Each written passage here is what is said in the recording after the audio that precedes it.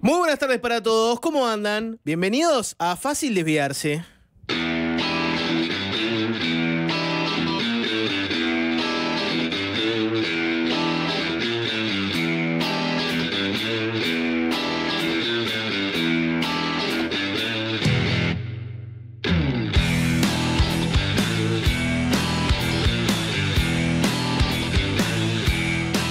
Si el periodismo fuera Pesado, una... Qué pesado.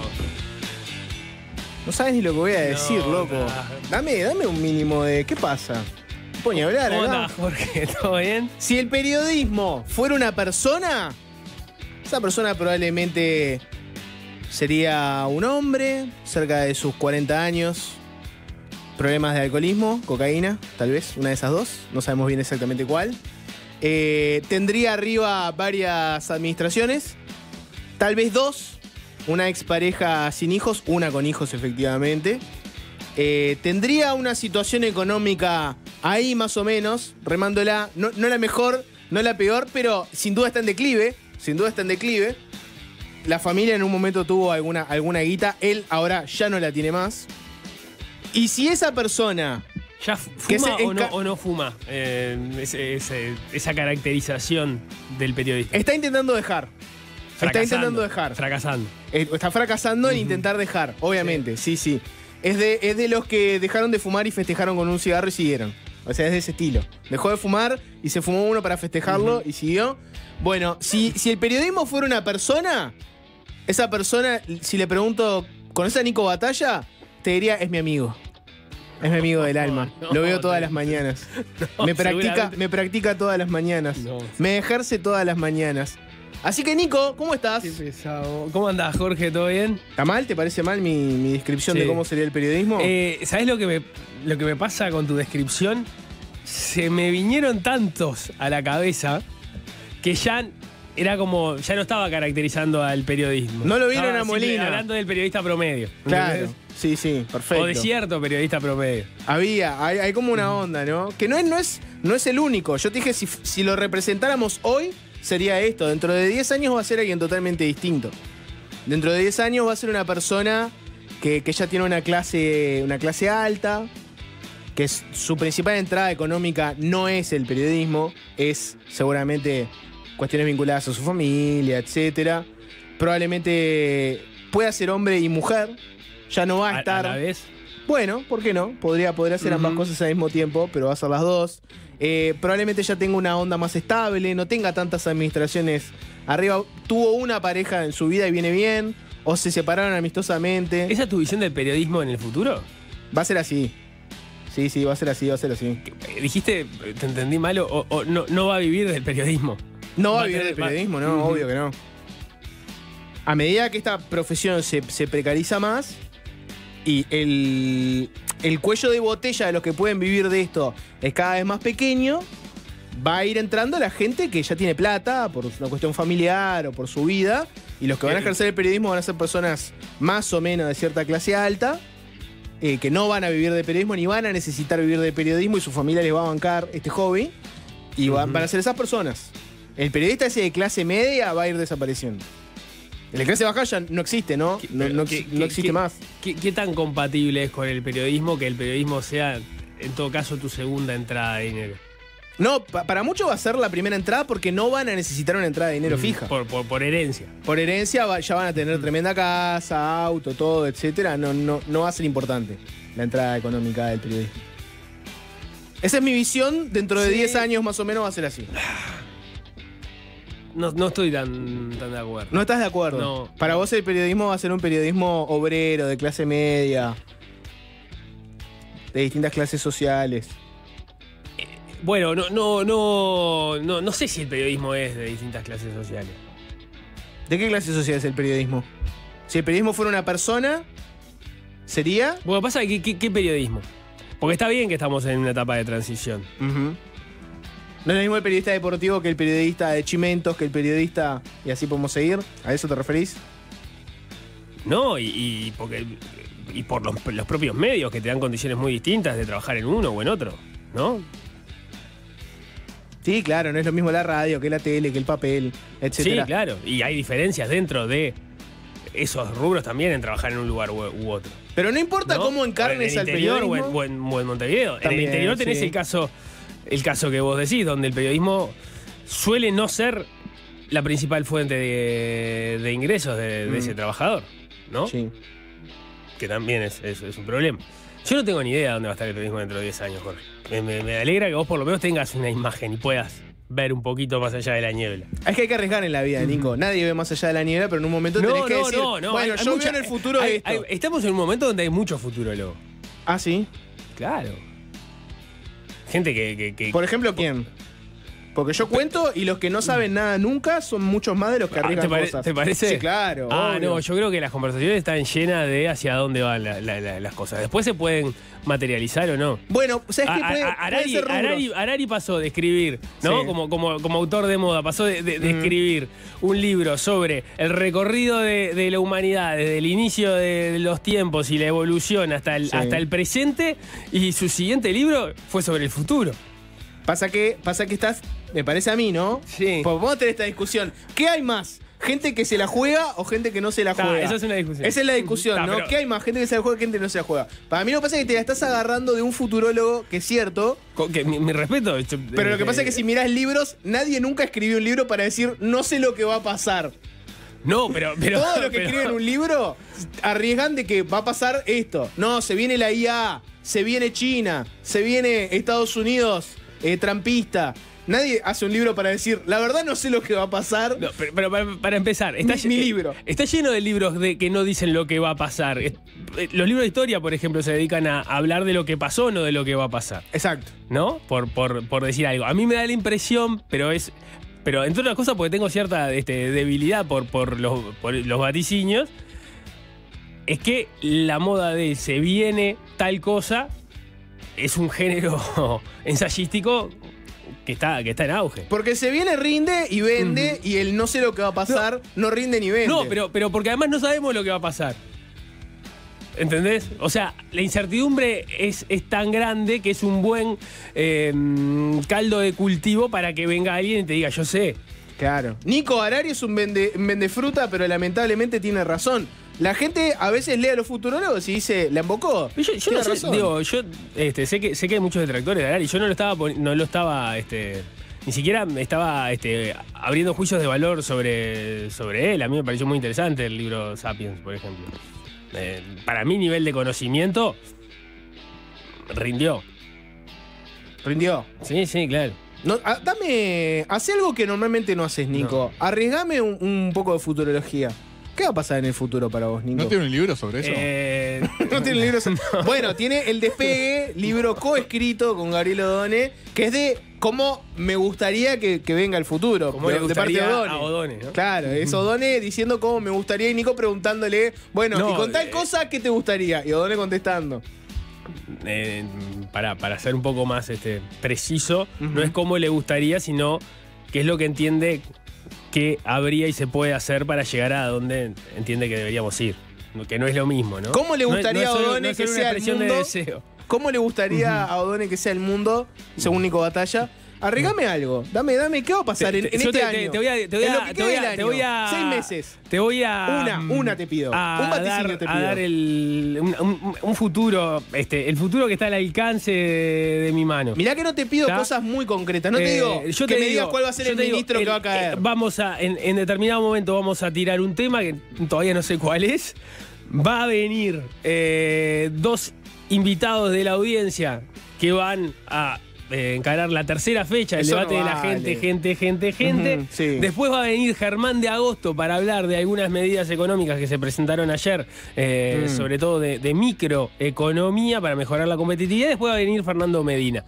Hasta ahí veo. Después, No, está. No te lo acepto. No te lo acepto, Nico, y la gente tampoco lo acepta. 097-441-443 y el chat de YouTube para que expresen su decepción porque Nico no ve el futuro.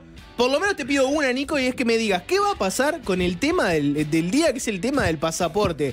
¿Me voy a poder ir algún día a Alemania o Francia? No están mis planes irme a ninguno de esos dos en un futuro. Pero, ¿qué pasa, Nico? ¿Por qué no? ¿Qué pasa con los alemanes que ahora se les llenó el culo de papelitos y dicen, no, el pasaporte uruguayo no vale? Explícamelo. ¿Cuánta gente hay preocupada por este tema? Hay uno. Del otro lado del vidrio hay una persona preocupada. Pero preocupación real que... Uno de tres. Yo no estoy preocupada porque tengo pasaporte español. Bien. Claro, pilla. ¿Alvin? En realidad no lo tengo. ¿No tenés? O sea, lo tengo que renovar, pero no consigo hora. Bueno, ese es otro tipo de problemas. Otro problema. ¿Alvin? Conozco a alguien que tiene ese problema del pasaporte nuevo. Bien, podemos decir que tiene el problema concreto, o sea que renovó su pasaporte después de mediados de abril. No, que tiene fecha para sacarlo en un par de semanas. O sea que lo va a tener. Que lo va a tener. Bien. Para mí esto entra dentro de los temas aburridos, pero entiendo que sí que hay mucha gente que está preocupada y es un tema relevante. La noticia es Francia y Alemania y probablemente Japón, por lo que se comentaba ayer, entraron en la tesitura de que quienes hayan sacado el pasaporte uruguayo nuevo no van a poder ingresar en su país. Ayer lo comunicaba el embajador alemán, Stefan Duppel, que lo publicaba de hecho en su cuenta de Twitter, que decía que quienes cuenten con el nuevo pasaporte que se entregó a partir del 24 de abril no iban a poder entrar a Alemania.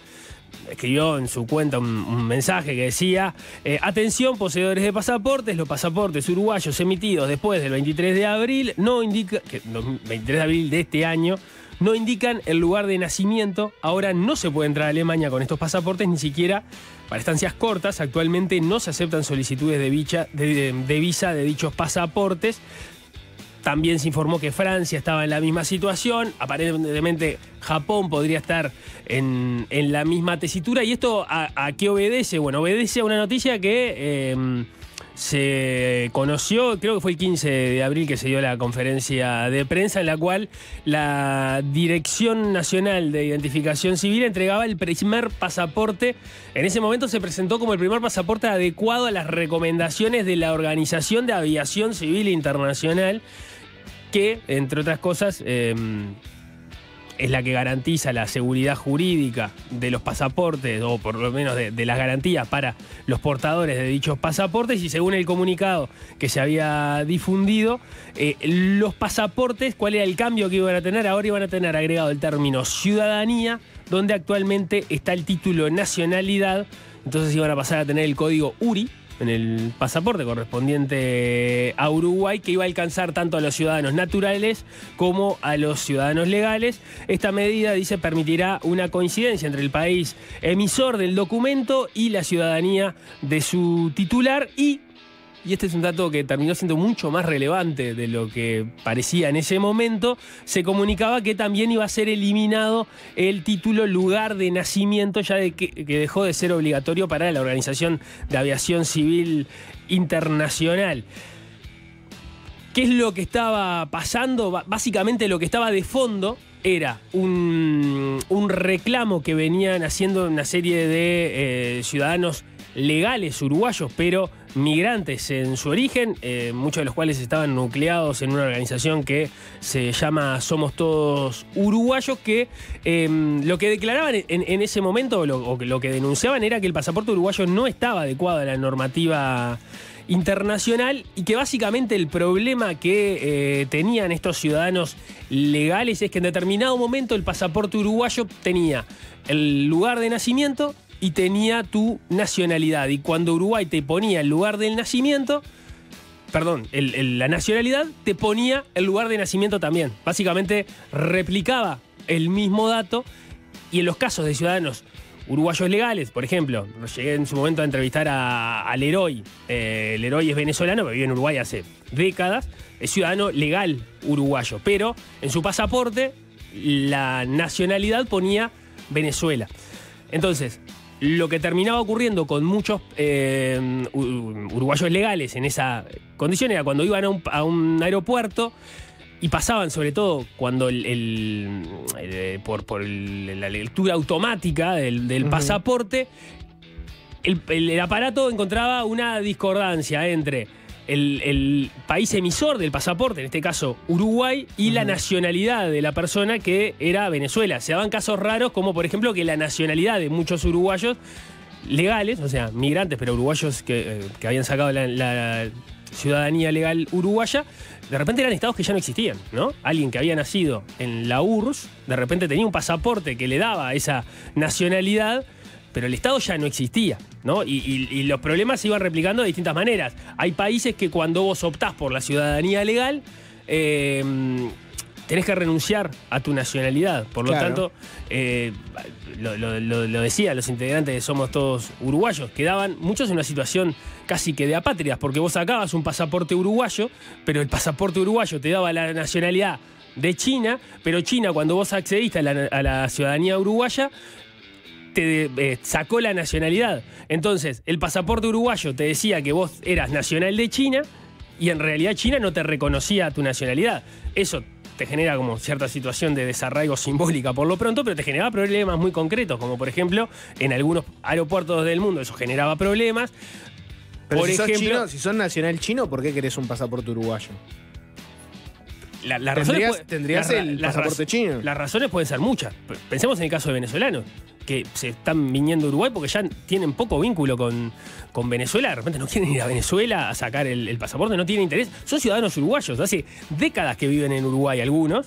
Y tienen su vida acá y el Estado uruguayo les reconoce su nacionalidad. Pero venezolano es lo que te pide que renuncies. Te estoy poniendo el ejemplo pensando en situaciones de migración, pero un chino que viva en Uruguay, hace mucho tiempo.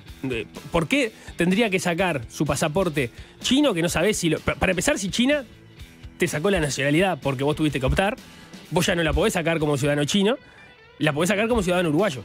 Uruguay te da el pasaporte, pero cuando te daba el pasaporte te ponía la nacionalidad como que eras chino, por haber nacido en China. Y en realidad China no te reconocía como nacional ya. Entonces, en definitiva, ante el pasaporte y el funcionario o el aparato que te leía el pasaporte en otro lado, se generaba ese tipo de problemas. Que podían ser hasta inconvenientes más grandes, como por ejemplo, si en algún momento te tienen que deportar, ¿a dónde te deportan? Si vos no está clara cuál es tu país de origen en la medida de que tenés una ciudadanía legal, pero no está en el pasaporte, tenés una nacionalidad, pero no te la reconocen, capaz que el Estado además ni siquiera existe. Ese tipo de situaciones estaban dadas con el pasaporte anterior al mediados de abril. ¿Y Alemania y Francia, en definitiva, por qué no quieren esto? Bueno, pará. No. Me imagino que algún argumento tienen.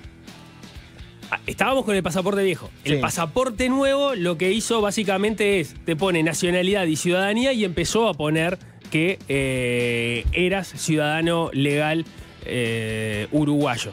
El tema es que con ese movimiento también sacó el código o el capítulo, la entrada en la cual te pedía el país de nacimiento. Eso, por lo que han explicado las autoridades uruguayas, no lo pide la Organización de Aviación Civil Internacional, o sea, no es un requisito de la normativa internacional y por tanto cuando se modificó el pasaporte en abril para solucionar ese problema que acabo de describir, se sacó ese campo y dejó de estar.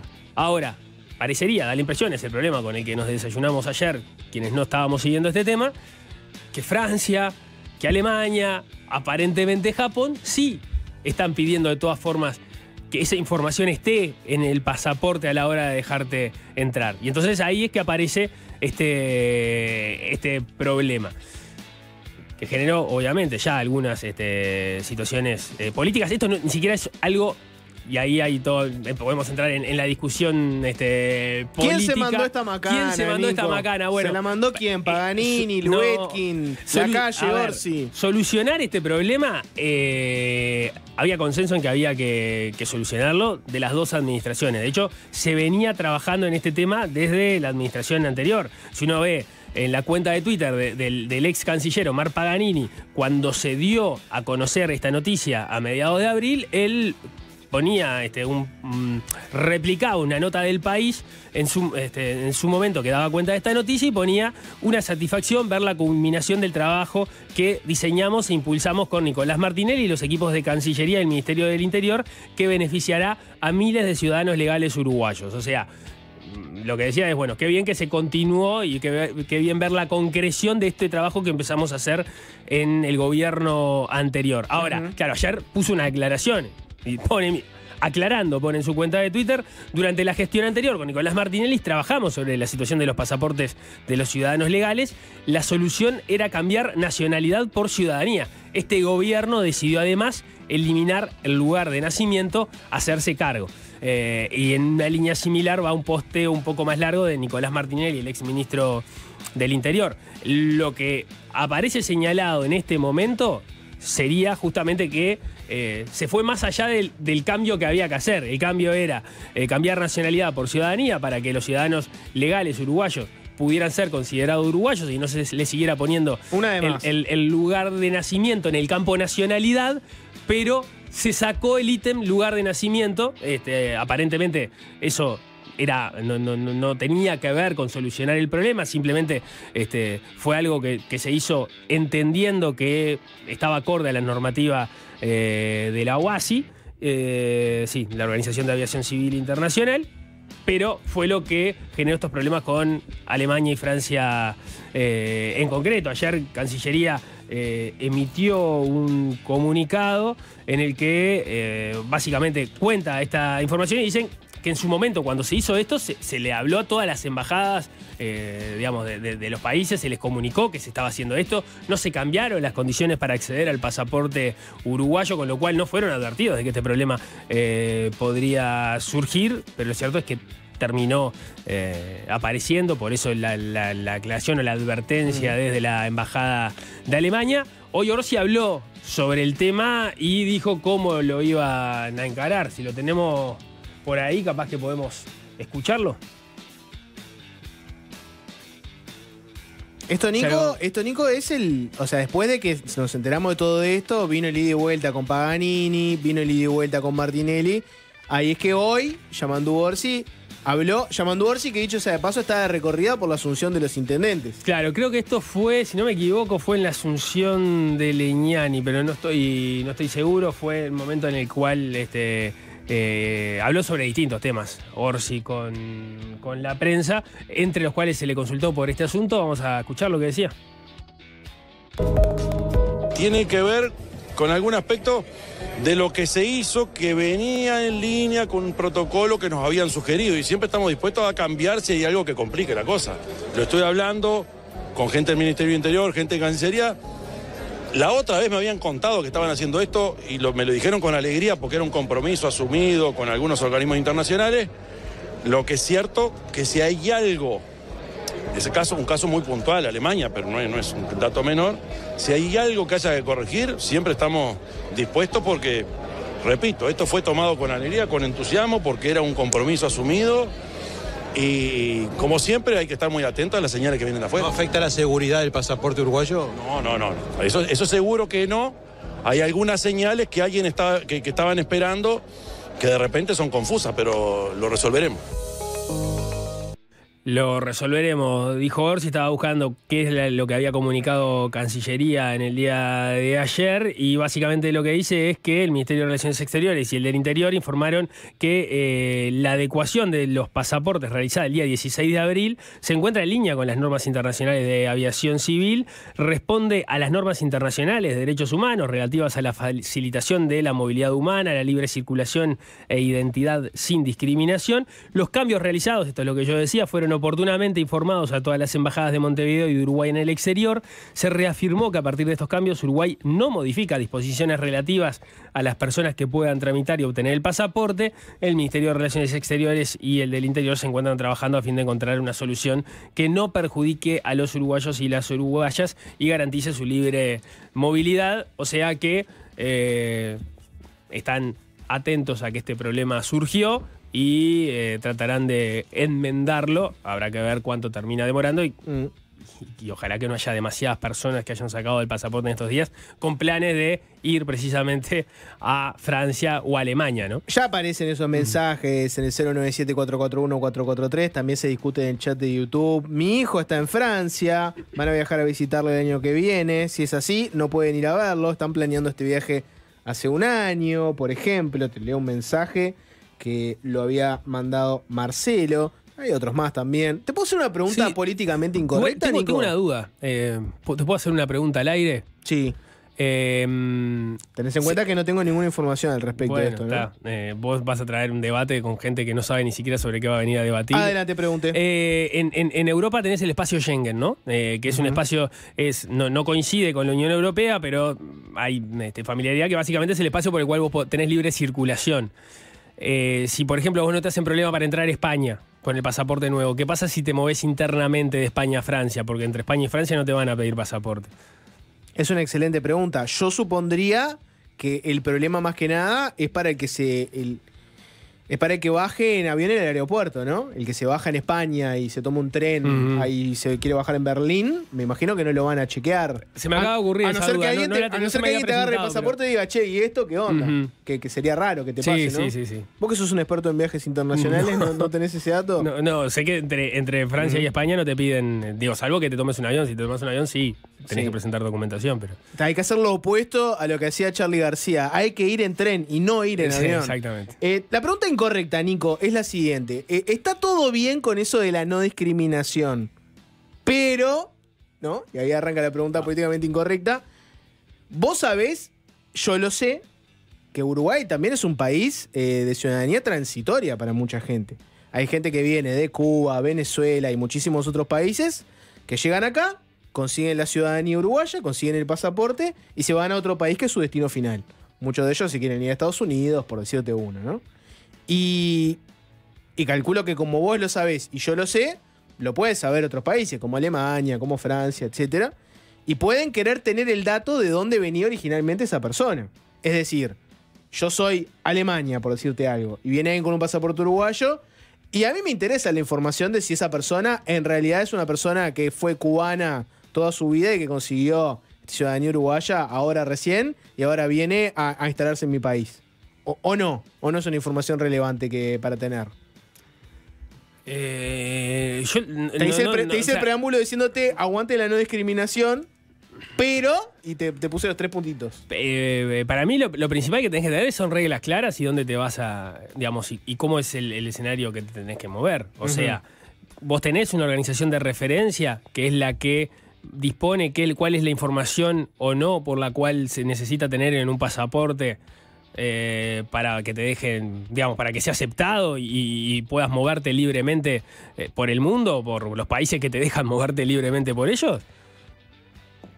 Tenés, aparentemente, la Organización de Aviación Civil Internacional es la que establece justamente esos requisitos. Si cada país tiene requisitos por fuera de cuál es el estándar internacional establecido, la situación se vuelve confusa. No por lo que tengas que pedir o no, sino porque es muy incierto para las personas cuando se están moviendo, que de repente llegan a un aeropuerto y se encuentran con que un país le dio un documento, le dijo, sí, está todo bien, podés ir, vos averiguaste, en tal país puedo entrar, preciso visa, no precisas visa, podés pasar, tenés que presentar el pasaporte, está perfecto. Y cuando fuiste, te encontraste con eso. También es incierto para un país. Ordenado, claramente. También puede ser incierto para un país, por ejemplo. Estoy poniendo ¿A dónde voy? Es que no sé si está bien o está mal, que tenga que estar o no la nacionalidad del lugar donde naciste. Lo que digo es que esté el criterio claro para todo. Claro. Lo que te digo es que debe ser incierto también para un país, por ejemplo, poner determinadas reglas de juego para Cuba, para Venezuela, para el que sea, y después esas personas vienen a Uruguay, consiguen la ciudadanía, cambiaron las reglas de juego porque ahora son ciudadanos uruguayos, y en realidad fueron ciudadanos uruguayos transitoriamente porque enseguida se vinieron a otro país a vivir.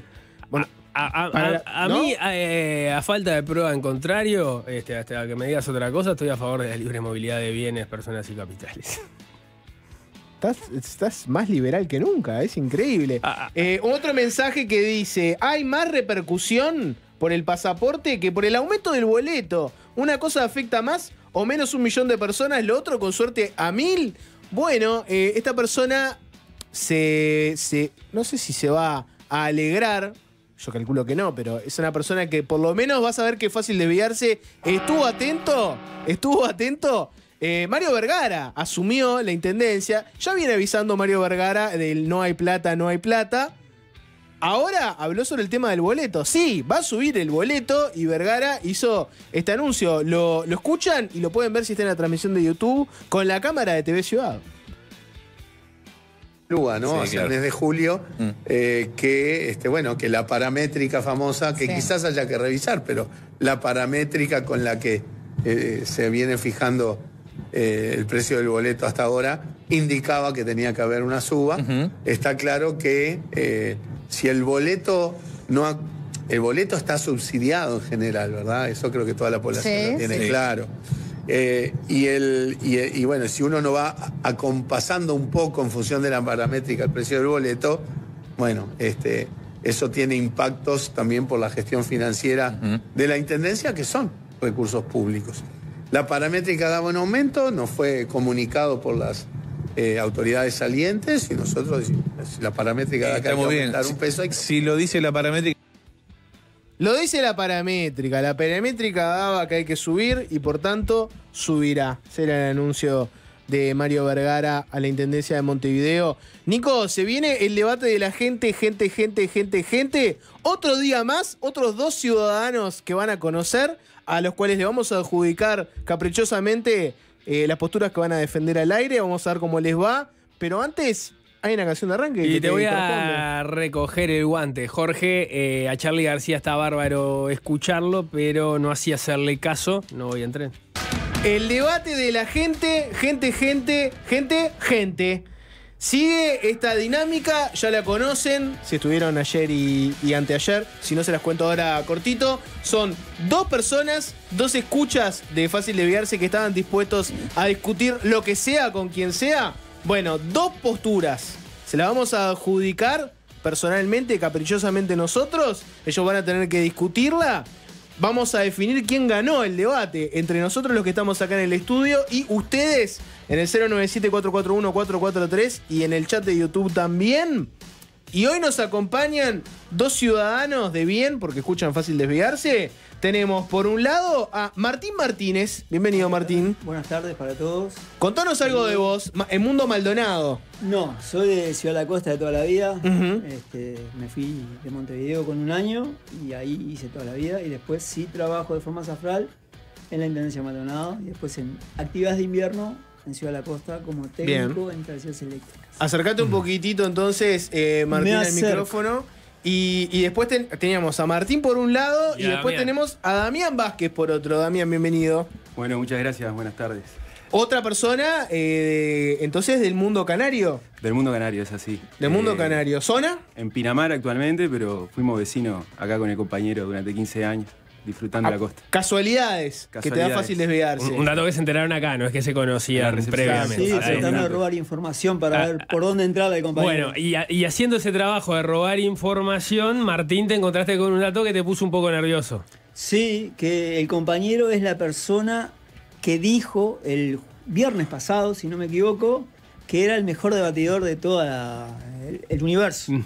Claro, Damián fue el que mandó el mensaje cuando hablábamos de los superpoderes, de que básicamente su superpoder era discutir de cualquier cosa con cualquiera, o algo así, palabras más, palabras menos, a partir de lo cual surgió esta idea.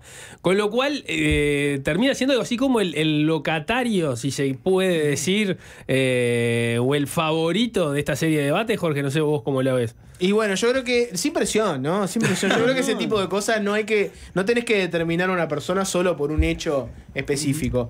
Arranquemos. El debate de la gente. Van a tener 1 minuto para hacer una exposición inicial y después un par de minutos donde charlan libremente. Tenemos 2 preguntas. La primera, miren por dónde viene, ¿no? La primera es, ¿haber salido disfrazado de Carpincho en La Máscara ayudó a Mario Vergara a convertirse en intendente de Montevideo? Bueno, esto fue elegido antes de que ustedes llegaran acá, simplemente por su nombre. Así que les cuento. Martín, a vos te toca defender que sí, que disfrazarse de Carpincho en La Máscara ayudó a que Mario Vergara sea intendente de Montevideo. Y Damián, a vos te toca defender que no, que haberse disfrazado de Carpincho en La Máscara perjudicó a Mario Vergara. Me cuesta pensar que no hay un arreglo previo, siendo que acaba de asumir como intendente. Entonces... Bueno, no, pero estamos no, complicados ahí. No, aclaremos entonces que son posturas absolutamente caprichosas elegidas por nosotros. Ustedes tienen que defenderlo aunque no crean en esto y que la gente sepa que, ¿no? Fue efectivamente así. Para que no les hagan el recorte malicioso. Además, es verdad que acá se viene a discutir, pero que nos vengan a discutir las consignas. Hasta ahí que llegamos. Así que entonces, Martín, por el arranque, vos sabés que Nico, me olvidé de la moneda. Pueden jugar un piedra, papel, tijera. Dale, piedra, papel, tijera por el arranque. Una vuelta sola. Bien. Damián hizo tijera, Martín hizo papel, ganó Damián. Sí. Arranca Damián entonces. ¿Por qué haber salido disfrazado de Carpincho en la máscara no ayudó a Vergara a convertirse en intendente? Bueno, no lo ayudó a Vergara a convertirse en intendente porque Mario ya era una figura connotada desde larga trayectoria, con reconocidos dotes de economista y, en fin, había tenido una larga trayectoria en el Banco Central y en el Ministerio de Economía. Era algo totalmente innecesario. Si bien las elecciones, tanto las departamentales, cualquier acto eleccionario es un concurso de popularidad, no significa que cualquier publicidad va a sumar, y mucho menos en el electorado de Mario, me parece a mí. Yo creo que lejos de sumarle algo, ponerse una máscara a Carpincho, lo único que le sumó fue el mote de Mario el Carpincho. Bueno, bien arrancado en la exposición inicial. Martín, explícanos en un minuto o menos por qué haberse disfrazado de Carpincho en la máscara ayudó a Mario Vergara. Bueno, en un principio, como todos conocemos hoy en día, hay un creciente auge por los animales, por lo que es todo aquello que está a favor de tratar bien a los animales. Tenemos los movimientos que van a la rural del Prado a protestar porque hay violencia contra los caballos. Entonces eso le dio una gran visibilidad a Mario Vergara. Otra es que estuvo la palabra Carpincho de Mario Vergara en la boca de todo el mundo. Estamos claros, ¿no? O sea, para mí fue tremenda publicidad para Mario Vergara, que hoy lo tenemos en la intendencia. Simple. Bueno, arranquemos entonces la charla libre un par de minutos. Damián, ¿qué respondes a esto?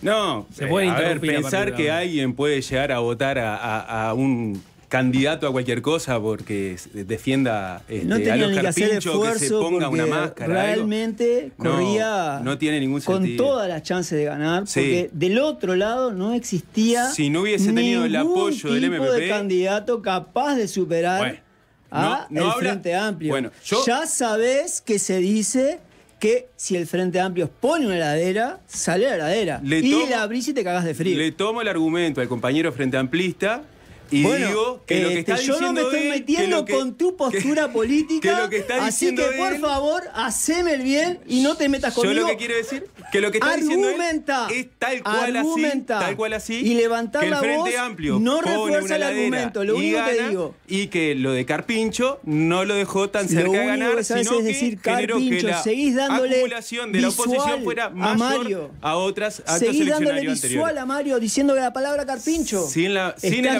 reforzando mi argumento. No sé si llegaba, y seguramente lo de Carpincho es fundamentalmente salió no le suma adelante nada, sino porque que le estuvo en la tele. ¿Cuántos minutos le dieron? Bueno, bien. Me gustó. No se dejaron escuchar mucho en la última parte, o sea, pero quedamos conformes. Todo debate mediático político es un show y tiene menos contenido. Y aparecieron frases como la de levantar la voz o la de más a mi favor, ¿no? Bueno, que estoy totalmente de acuerdo con lo que dice. Valoramos especialmente que no se hayan escuchado y que no se haya entendido mucho lo que estaban argumentando porque estaban hablando uno arriba de él. Juega. Segunda pregunta, Nico, bueno, contanos. A ver, en este 2025 se cumple el bicentenario de la declaratoria de la independencia del Uruguay. Hasta entonces la suerte de la banda oriental se debatía más que como la construcción de un Estado-nación autónomo en ser un territorio de lo que hoy es Argentina o lo que es Brasil. Ahora, si ambos países se arrepintieran de haber consentido, de haber dejado que fuéramos un país independiente, si quisieran anular esa decisión, venir, invadirnos y anexarnos, ¿cuál preferirían que lo hiciera? ¿Argentina o Brasil? ¿Quién comienza? Sencillito. Martín va a ser Brasil, Damián va a ser Argentina. Me muerdo la lengua por refutarte cosas que dijiste ahí, Nicolás, porque Argentina y Brasil no permitieron nada. No se pueden discutir las consignas. Tenés que desencadenar tu energía y tu ira con Martín. Ya conocen la dinámica. Martín, tenés un minuto para contarnos por qué de anexarnos Brasil o Argentina, para vos sería mejor que fuera Brasil. Para mí pero especial. Mira, Brasil tiene la mejor geografía con calor que existe en el lado atlántico de Sudamérica. Nosotros teníamos aproximadamente 700, 800 kilómetros más, que era todo lo que era parte de Río Grande do Sul, que la perdimos, que está Santa Catarina ahí, que imagínate, no necesitar salir del país para irte de vacaciones a Floripa, como le gusta a todos los uruguayos, a Tubarão, que es la parte de las lagunas, a cazar camarón. Brasil sería un éxito. Y siempre estamos en fiesta, ¿no? Matraca, carnaval. Y en Argentina, si nosotros somos grises, estando 1500 kilómetros más arriba que Tierra del Fuego, un poco más capaz, somos grises, imagínate si vamos para el otro lado.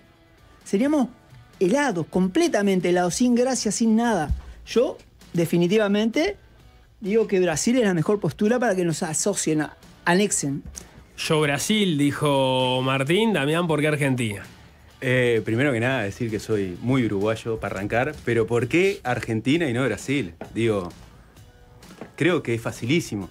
Nosotros, y de nuevo diciendo que soy bien uruguayo, somos argentinos con el volumen bajo.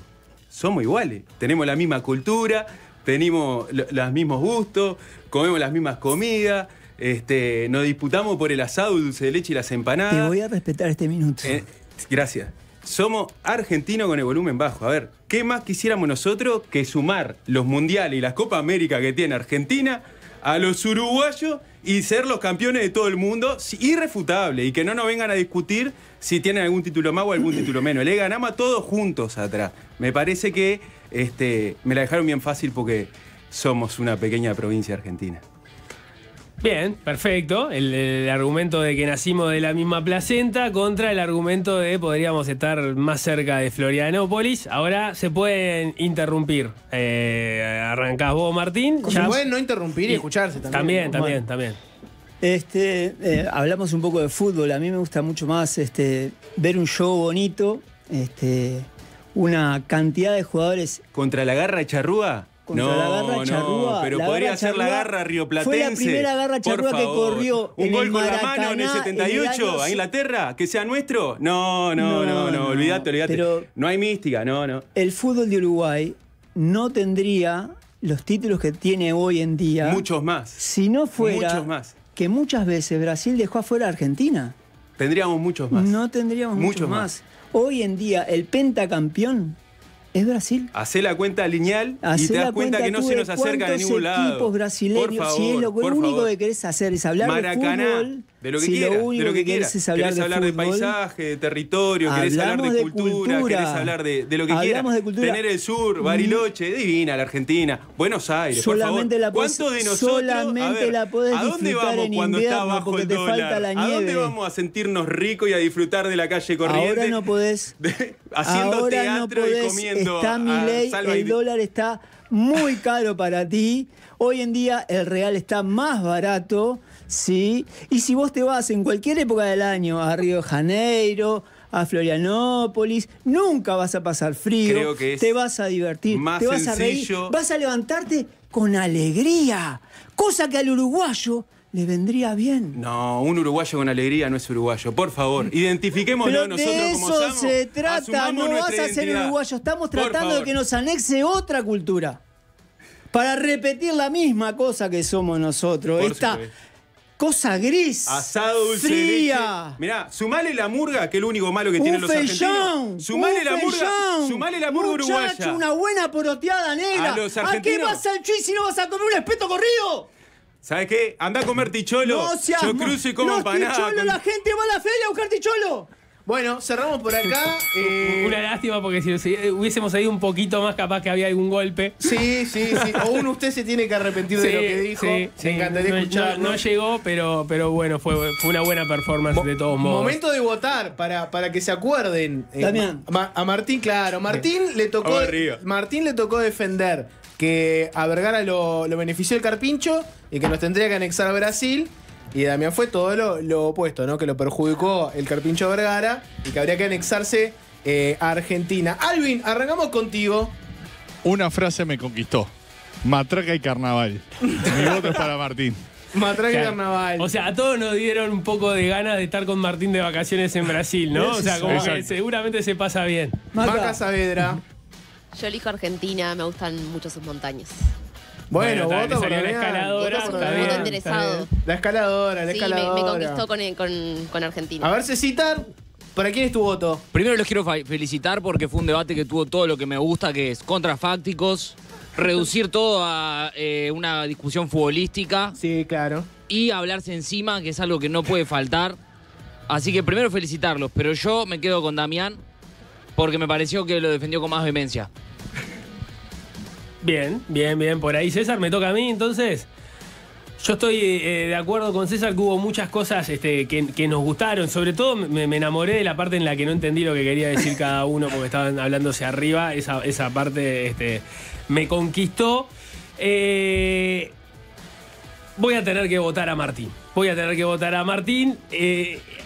Arranqué un poco desequilibrado porque me gustaba mucho que la propuesta que había hecho Damián, que en definitiva es el culpable de todo esto, pero cuando en determinado momento me dio la impresión de que Martín se olvidó que estaba en la radio, que estaba debatiendo, se empezó a acordar de Brasil y empezó a enumerar cosas que le venían de Brasil simplemente porque quería estar ahí.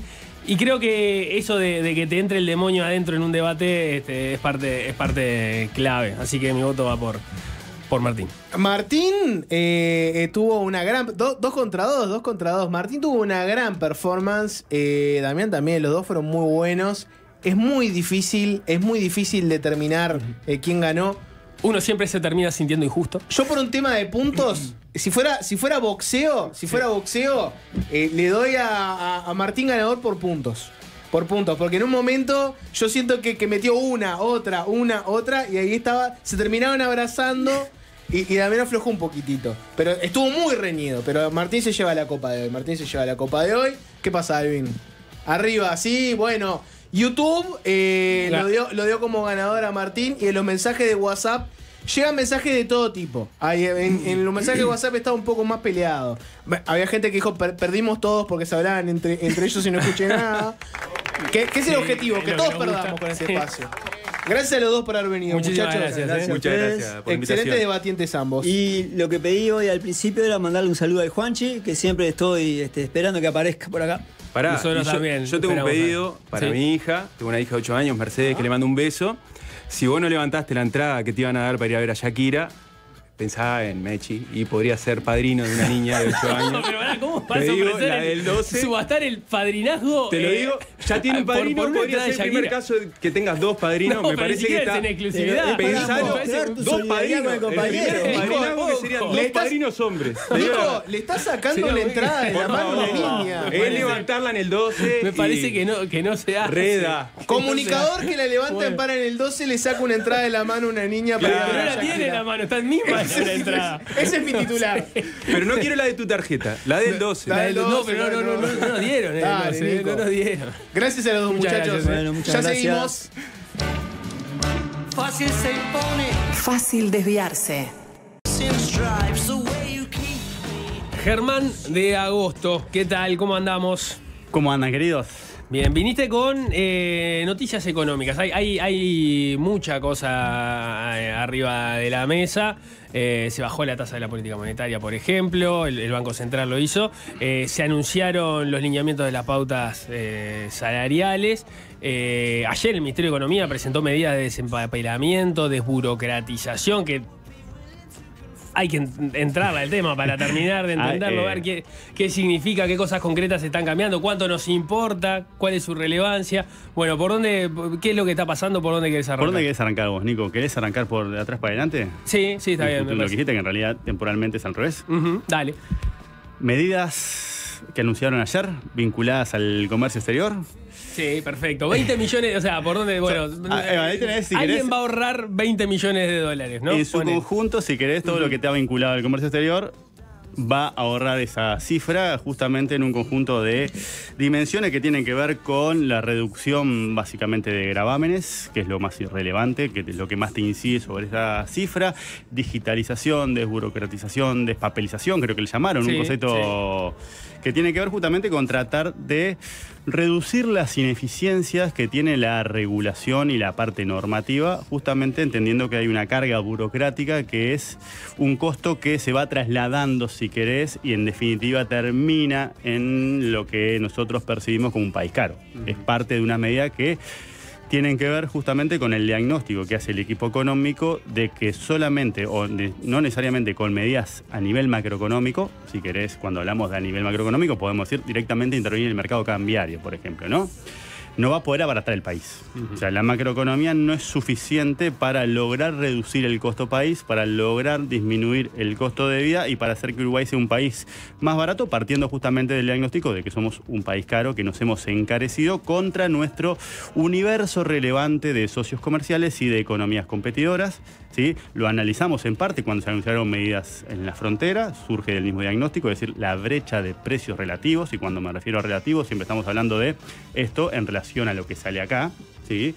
Y esto es un nuevo paquete que tiene justamente una perspectiva microeconómica, porque lo que decía Don es justamente devaluando la moneda no vamos a ganar competitividad y vamos a tener otro tipo de problemas, entonces hay que hacer un esfuerzo mayor que implica justamente pequeñas batallas, ¿no? Pequeñas escaramuzas, pequeños cambios. En este caso son 12 medidas que van a reducir esos 20 millones de lo que puede ser justamente asociado a un proceso de desburocratización y reducción de las ineficiencias regulatorias en el marco del comercio exterior.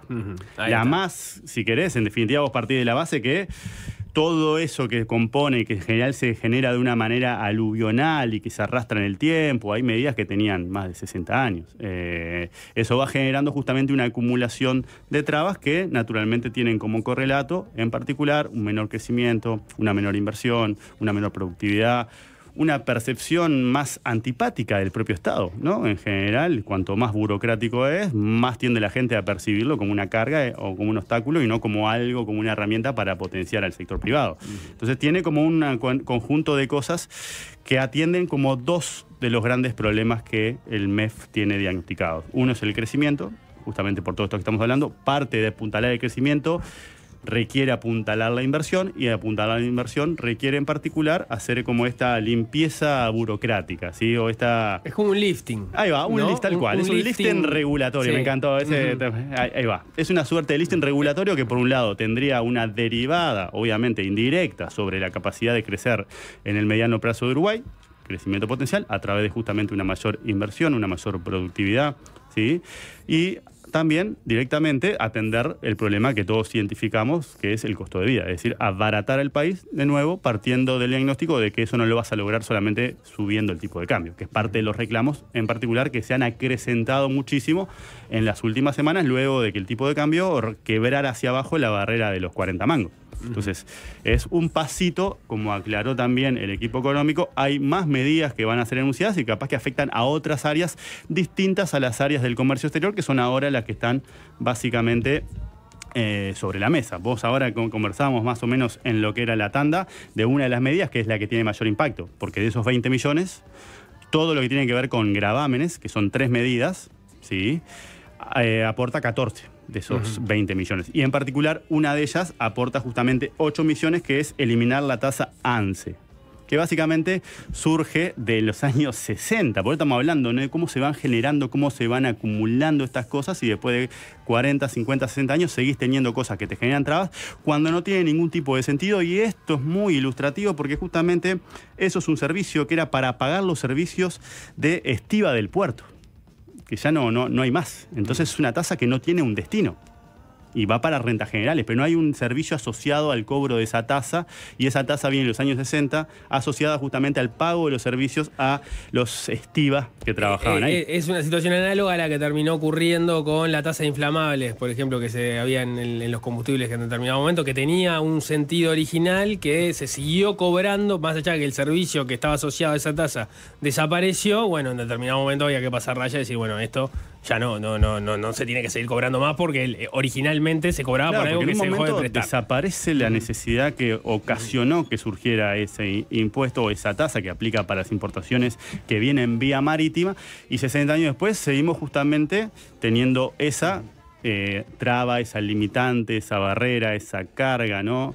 Ese obstáculo que de a poquito, por eso son como una serie de pequeñas escaramuzas que en algún momento deberían de tener una suerte de mayor incidencia sobre lo que es el costo país o eventualmente sobre la capacidad de recibir inversiones o de apuntalar la productividad de los factores, tanto del factor trabajo como del factor capital. O sea que por ahí, Jorge, te veo muy callado. Estoy reflexionando. Es que sobre es duro, todo este esto. tema es un tema inentrable. Es un tema de los aburrido, máster. Cuando me lo propusiste, no son yo dije, grandes anuncios, no, te voy a decir la verdad, me comí la mague de que iba a ser un anuncio fenomenal que iba a cambiar la trayectoria del Uruguay.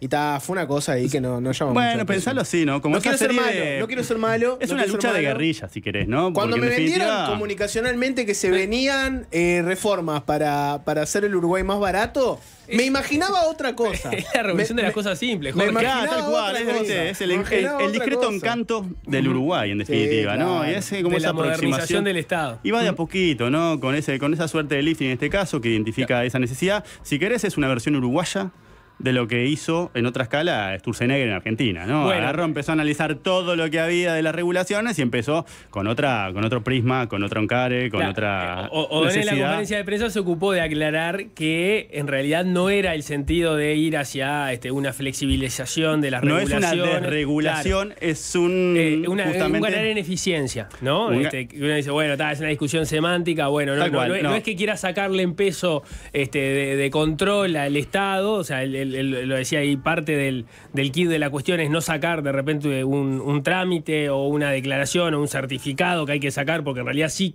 hay un control asociado y es importante que alguien Exacto. esté velando por eso, no va por ahí, pero sí, si yo te pido algo al principio y al final de un trámite que es básicamente lo mismo, bueno, si ahí hay una redundancia, Exacto. hay una que está o si hay sobrando y te algo la que saco. dejó de tener sentido, como esto que estamos hablando de Claro. la tasa asociada a un servicio de estiva que ya no se da hace décadas, bueno, naturalmente. O el adelanto por IRAE y Claro.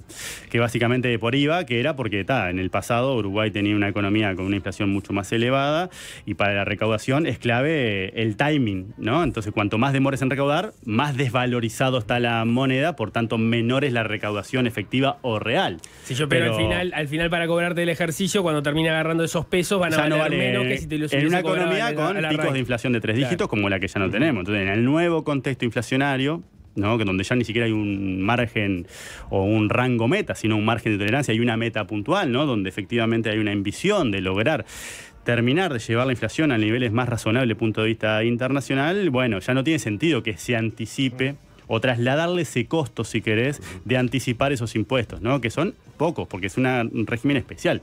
Pero en definitiva es actualizar y decir, bueno, el Uruguay de hoy ya no es el Uruguay que teníamos en la segunda mitad del siglo pasado, no es necesario esta medida. O ya no existen estos servicios de estima en el puerto, no es necesaria esta medida, porque va para rentas generales, pero porque no tiene ningún tipo de destino que no sea asociado a algo que es general. Entonces, creo que viene y creo que en definitiva diste en el clavo con el concepto de lifting. Es una suerte de aproximación a Sturzenegger versión uruguaya. Ahora que mencionaste eso, Germán, aprovechando que tengo al biógrafo de Gabriel Odone y que tengo probablemente a uno de los economistas que conocen más su pensamiento, ¿qué les pareció la nota de Gabriel Odone en La Nación, donde se terminó convirtiendo un poco en el recorte, en el viral, esta frase que se les leo? A ver. Dice: yo era muy escéptico de que un programa de estabilización como el que proponía el gobierno argentino pudiera avanzar. Paréntesis. Y después sigue. Ahí va, después La viene el recorte. Argentina logró un gran avance en los últimos 18 meses. Que esa frase de la Argentina logró un gran avance en los últimos 18 meses hizo que muchos frente amplistas dijeran: ¿qué es esto? Ministro de Economía de Yamandú Orsi elogia lo que está pasando en Argentina hace 18 meses. Viene acumulando muchos fans entre los liberales libertarios, Gabriel. En este caso puntual está... Viste que muchos lo llaman la cabra. Bueno, exacto, ¿no? Hay muchos términos nuevos de redes sociales, términos nuevos de la juventud que ¿No sabías aplican... eso, Nico? No sabía. Mucho, te digo para el próximo libro, mucho libertario se refiere a Odone como a la cabra. Y cada vez que pasa algo... ¿En serio está pasando eso? Sí, y cada vez que pasa algo que podríamos decir que tiene un guiño hacia la izquierda y Odone tranca, como por ejemplo cuando Odone dijo que no conocía no conocía la evidencia que justificara Ahí tenés cobrarle otro. más al 1% más rico, sale la foto de La Don y cabra. ponen la cabra habló. O donetario. ¿No el sabías libertario eso? No, menos pensado. No sabía. Bueno, ahí tenés. Bueno, de hecho, hoy hay un artículo bien interesante en el Observador que cuentan más o menos lo que fue el pasaje del equipo económico por creo que fue la Comisión de Hacienda. Que se armó quilombo, ¿no? Por la rendición de cuentas en el Senado, donde fueron tantos los elogios, quizás en cierta manera irónicos de parte de la oposición, que en determinado momento, según la crónica, yo no leí la versión taquigráfica, el ministro de Economía dice, bueno, no quiero tanto respaldo tampoco. Tal cual, no sean tan porque me... y ese fue parte del juego, por lo menos según se lee en la No me crónica. quemé. El sticker de no me quemé. O sea, Sí. Vos decís que en esa reunión... Sebastián da Silva lo dijo. Estoy de acuerdo con el 85% de las cosas que dice. Vos decís que entonces... bueno, el otro día a Graciela Bianchi le hicimos una nota y prácticamente habló de blindar al MEF. No, la cabra es... La cabra es una realidad. ¿Qué opinan de esa frase, la de Odone diciendo que la Argentina logró un gran avance en los últimos 18 meses? ¿Cómo hay que leer esto? Pero la parte que la ves es la parte que viene antes, ¿no? Yo tenía muchas dudas de que esto podía suceder porque en definitiva vos precisas meter como una suerte de bomba atómica. Pero no es como, el tema es, no es como ministro frente a mí está diciendo, bueno, al final tenía razón Milei. Estos 18 meses vienen bien. Creo que parte también del reconocimiento de que era tal el quilombo que tenías cualquier cosa que hicieras y que rompiera esa inercia o esa dificultad de pasar cosas tan desagradables, y bueno, te iba a mejorar las cosas, porque era un enredo, era una cosa, un entuerto que no difícilmente tenga precedentes, capaz que a nivel global. Una situación, una economía tan distorsionada como la Argentina, no es común tener miles de tipos de cambio distintos, no es común tener una inflación como la que tenía Argentina. O sea, hay muchísimas cosas que hacían que fuera una cosa difícil de reencauzar. ¿Y cómo se reencauzó? Y bueno, de la forma más compleja posible, brutal, caótica, surreal, estrambótica, bizarra, porque ahí todos los días tenemos no en el plano necesariamente económico. Por eso creo que eso naturalmente a cualquier persona con una sensibilidad de izquierda le generará cierto escozor. Está lo económico, está lo tener social. como esta dualidad de valorar por un lado fríamente los resultados a nivel macroeconómico, en particular la reducción de la inflación, ¿sí? O la unificación del mercado cambiario, y por otro lado el costo social asociado a todo eso, y sin meternos en las formas y sin meternos en todo lo demás, que tampoco tenemos por qué hacer un circo de la situación argentina. Pero básicamente creo que estaba ahí, y claro, cuando lo saca de contexto, obviamente que te genera esa incomodidad de escuchar que tu ministro del gobierno que vos votaste naturalmente se refiera cortésmente o evalúe positivamente lo que está sucediendo del otro lado. También era una nota para un medio argentino, ¿no? Y también el loco en el marco está, de una ¿viste? búsqueda de inversiones. Hábiles todo. declarantes, Sí. obviamente, ¿no? Se dedicó su vida profesional a eso. Nico, háblame del despegue. Si yo me voy al archivo de Odone sobre Milei y Argentina, ¿qué puedo encontrar?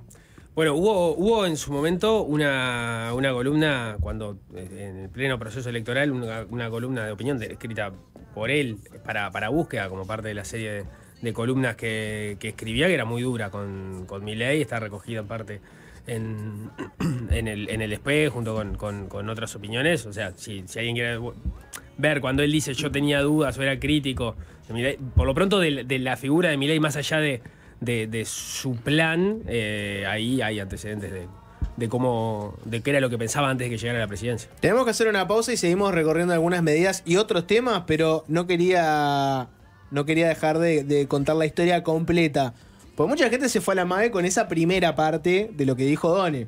Si vos vas a la nota de La Nación, que está buena y que habla de muchas otras cosas más, termina Odone esa parte sobre Argentina diciendo: lo que tenemos ahora como gran desafío es cómo se generan las condiciones de mercado para hacer que la economía crezca y que le permita a la política económica atacar los problemas vinculados a la pobreza. O sea, seguimos hablando de Argentina. claro, no es que Odone se olvidó de que Argentina está destrozada a nivel de pobreza, sino que lo que dice, bueno, reconozco que en estos 18 meses la macro se acomodó. Claro, yo creo que ahora quiero ver si alguien agarra esa estabilidad económica nueva y dice, bueno, vamos a atacar la pobreza de una vez por todas.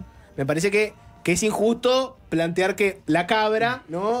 Básicamente aplaude lo que hace Milei, cuando la cabra, en todo caso, lo que está diciendo es, bueno, solucionó lo macro, ahora Claro, quiero ver qué hace con los pobres. Exacto, para mí es una valoración puramente macroeconómica, partiendo de un negocio sumamente complicado y viendo resultados que de alguna manera solo pueden existir dado la forma que tienen las cosas. Otra persona más razonable no podía haber hecho lo que se hizo. Exacto. Pero no quiere decir que no tendría que haberse hecho lo que se hizo, que lo que deja que no es lo mismo, en un enredo a Gabriel y discursivamente lo llevó para ese lado, pero me parece que tiene como esa disociación cognitiva a veces entre lo que... Y el contexto en particular, ¿no? Para quién da la nota. Bueno. Ahora sí, hacemos una pausa y ya volvemos con algunas otras medidas y más información de Germán de Agosto. Es fácil desviarse. Fácil desviarse. Dicen que la cultura es muy importante. Pero, ¿quién se la toma en serio? Por suerte hay alguien que viene a denunciarlos a todos. Los pedantes que compiten por ser el primero en gritar ¡bravo! Los políticos que leen todos el mismo bestseller. Los tecnócratas que cierran los teatros. Ciudadano Ilustre. La columna de Fernando Medina.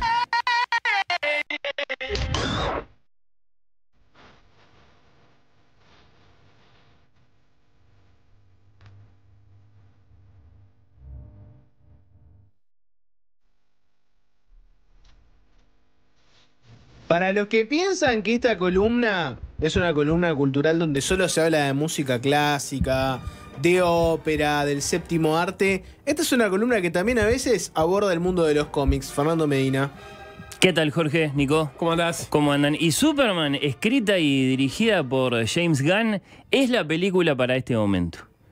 Me refiero a este Superman woke, feminizado, pro-Palestina, que apoya la desindexación de los salarios. ¿Ah, sí? ¿Ah, sí? Sí, nos sirve para discutir todo, me parece.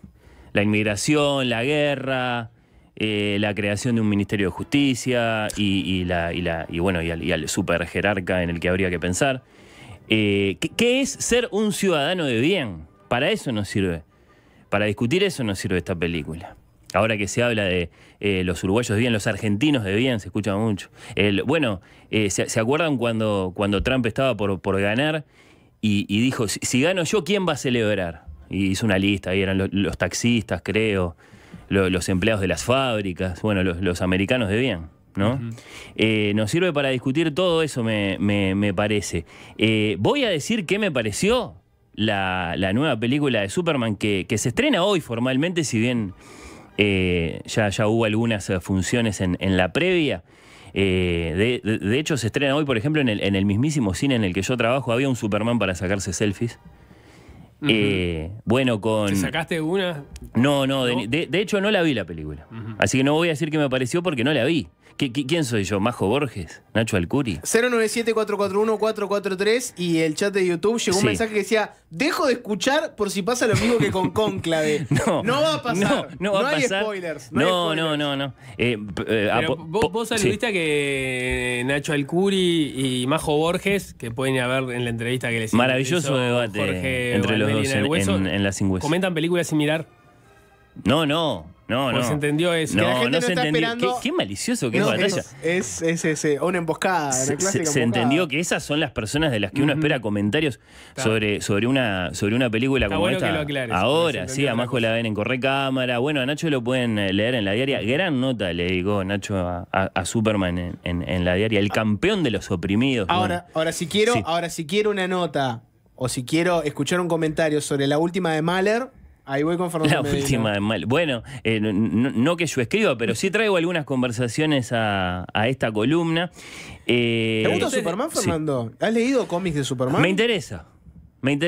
Sí. ¿Leíste alguna revista de Superman de chiquito? Sí, claro que sí. Me asomé. Bueno, traté de ver cómo era Superman cuando se creó allá a fines de los años 30, porque me parece muy importante para la historia de la cultura. Y un poco por ahí sí voy a ir hoy. Que no por comentar qué me pareció la película, si bien me interesa mucho saber si Jorge la vio, porque me parece que sí, Nico.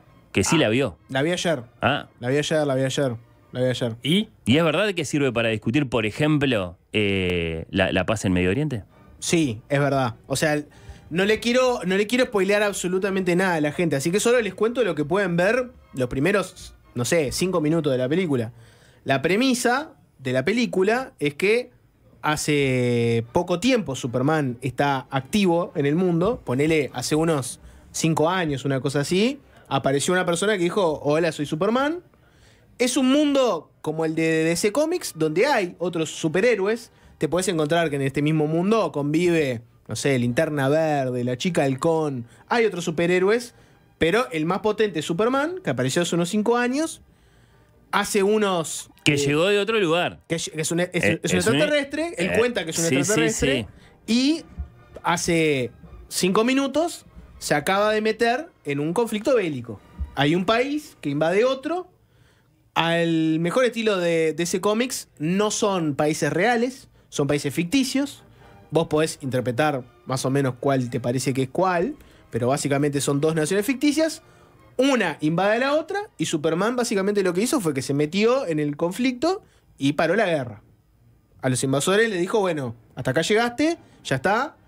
Agarró al líder, ¿no? Lo llevó lejos, le dijo, pará el freno que está haciendo, lo devolvió a su lugar. Y es la primera vez que Superman se mete en un conflicto así.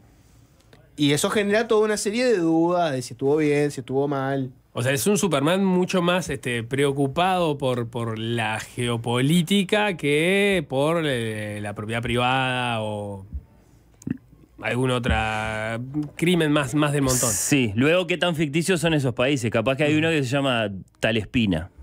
Ajá. No sé. Hay un país que es descripto... Para mí, ¿no? Yo voy a hacer mi interpretación ahora. Es muy difícil no leer esto en el clima en el que estás ahora del conflicto en la Franja de Gaza. Hay un país que está descrito como un país que es una potencia armamentística, que está apoyado por Estados Unidos. Y hay otro país que es un país... Estados Unidos es Estados Unidos. Estados Unidos es Estados Unidos, sí. Y hay otro país que es un país lindero, que es un país más pobre, donde unos pelean con tanques y otros pelean con lanzas, con alguna metralleta. Ese otro país más pobre igual se dice, bueno, la potencia armamentística quiere intervenir ahí porque dice que acá hay un peligro, eran terroristas. Superman ahí dice, bueno, no están así, en realidad es verdad que eso fue hace un tiempo, pero hay mucha gente que es buena ahí de ese lado. Y hay una identificación. O sea, es muy difícil. Llegó hace poco, pero vino estudiando. Se hizo público su existencia hace poco, pero Superman ya conoce su historia. Y hay una Él llegó de bebé acá a este mundo. Ah, bueno, no. Cuando dijo que venía, yo entendí que este Superman había llegado de otro mundo recientemente. Puede haber una identificación entre Superman llegando de otro planeta. Yo sé lo que es vivir en un lugar en el que no nací y alguno de esos 2 pueblos. Ahí está, bien. Nico, no sé si has visto un poco de la discusión que se dio en internet, pero se dio un clima muy interesante en el cual, no sé, Fox News ponía la cara de Superman y como título Super Woke. O ponían, el director dice que Superman es un inmigrante. Y te llama mucho la atención, porque bueno, es la historia que conoces de Superman. Superman es un... Sí, claro. Los padres que vienen del mundo Krypton lo mandan en una nave.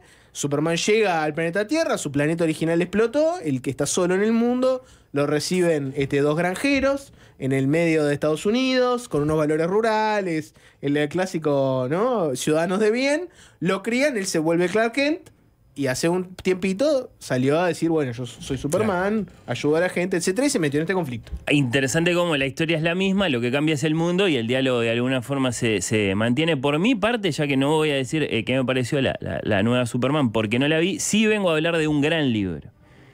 Y tengo muchas preguntas, o mejor dicho, una sola gran pregunta de fondo, muy obvia, que Jorge ya la hizo en la previa de la columna, y que es, si Superman tiene tantos poderes, ¿por qué se limita a combatir el menudeo? ¿Por qué no arregla el mundo? Terminando con las guerras, el hambre, las bengalas en los clásicos. A lo mejor, si es verdad que al mismo tiempo que es siempre la misma historia, también hay lugar para nuevas aventuras, esta nueva película puede traer alguna esperanza en ese sentido. Bueno, una cierta respuesta a esa pregunta la da el novelista y semiólogo Humberto Eco en un libro que yo espero que ustedes, en tanto que licenciados en comunicación, Nico, Jorge, tengan muy presente, ¿no? Tal vez sea su libro más recordado y discutido. Alguno dirá, bueno, está El nombre de la rosa, pero bueno, El nombre de la rosa es muy famoso, que yo sepa nadie lo discute. Está El péndulo de Foucault, que sí es una novela muy, muy discutida, pero nadie se acuerda de qué se trata. Bueno, me refiero a Apocalittici e Integrati, de 1965. ¿Lo tienen presentes, Nico? Sí, sí. Si te tomo examen ahora. No, no tanto así no. No, pero lo di en facultad, sí, por supuesto. Claro. Fundamental para cualquier estudiante de comunicación. Del libro del que hoy es un ícono, me parece, su tapa. No sé, ahí está. Porque, bueno, claro, ahí está ese Superman hace muchos años, en ese superuomo. Salvo que yo tengo que decir acá que esta tapa es tardía y es nuestra. Es la tapa de las últimas ediciones españolas del libro a partir de 1982, el momento en que Editorial Lumen adquiere los derechos de la obra de Humberto Eco tras el éxito arrollador del Nombre de la Rosa de 1980. Me parece muy interesante el recorrido de las tapas italianas, las originales, de Apocalípticos e Integrados. Juanjo, por favor, año 1965, como ven. Sí, algo... Una tapa limpio. recontra clásica para los, para los que no están en la transmisión de YouTube. Si no, vayan, denle like, hagan todo lo que tienen que hacer. Es clásico libro amarillento que dice Apocaliptic Integrati y abajo Humberto Eco. Y nada más. Pero pelado. Mirá a qué pasamos en 1977 con Bompiani. Mirá qué sorpresa. Bueno, ahí ya es como una tapa de un cómic. Humberto Eco, Apocaliptic e Integrati a una especie de Batman, tal vez. Bueno, claro, a eso digo yo. Mirá quién está en la tapa. Un Batman como metiendo un piñazo, además es la clásica tapa de cómic. Y abajo dice, comunicaciones di masa, teoría de la cultura di masa. Lo dice, no lo canta. Pero bueno. Así como eran los italianos, Fernando. Así como eran los italianos. Me gustó tu lectura, Jorge. La del 99 la traje también para que me confirmen que este es Dick Tracy. Es Dick Tracy. Ah, bien. Necesitábamos a alguien que supiera para poder decirlo con propiedad. Lo mismo, pero ponen una tapa muy somera de Dick Tracy. Y en ningún caso a Superman, ¿no? Así que esta identificación me parece muy, muy extendida de Apocalípticos e Integrados como gran libro de referencia con Superman. Insisto, es nuestra, es de este lado del mundo y sobre todo es de nuestro idioma. Un libro indudablemente muy importante. La primera aproximación seria de un intelectual, de un hombre de erudición, de pensamiento, a la llamada cultura de masas, cuando la historia era, digamos, cuando la historieta era la máxima expresión de la baja cultura. Por eso es tan significativo este libro cuando se publica, bueno, por eso las críticas que recibe cuando se publica. Se ocupa por igual Humberto Eco en Apocalípticos e Integrados de otros personajes, de Charlie Brown, de uno que se llama Steve Canyon, que capaz que no es tan conocido para nosotros. Quedó por ahí la idea de que Eco reivindica al comic book y a Superman en particular. Eso no es exactamente así. Lo que a Eco le interesa, si nos vamos a quedar con un único planteo después de leer el libro, es identificar bien la posición apocalíptica, que bueno... ante el crecimiento de la televisión, los blockbusters del cine, la literatura de los diarios, los comic books, bueno, es la alarma y es digamos, la denuncia de decadencia. Y bueno, y la posición integrada que saludaba esas novedades como una señal de buena salud de las democracias. Hay que decir que Humberto Eco es muy severo llamando la atención sobre la peor cara de las dos posiciones, ¿no? No sé qué espera uno cuando se asoma al libro por primera vez. Y bueno, se mueve mucho seguro, entonces te denuncia la insensibilidad o la lisa y llana estupidez de los que hablan de la masa y se quedan con eso, pero también denuncia la mala fe de los que se alegran de que los menos educados tengan su propia cultura, ¿no? Y lo denuncia en esos términos. Pero bueno. O sea, con palabras muchísimo más complicadas, porque a veces le gusta ser medio rococó para cosas un poco maniqueas. ¿Qué es lo primero que le denunciaron? Ni muy, ni tan, tan. O sea, escribí un libro en difícil para decir ni muy, ni tan, tan.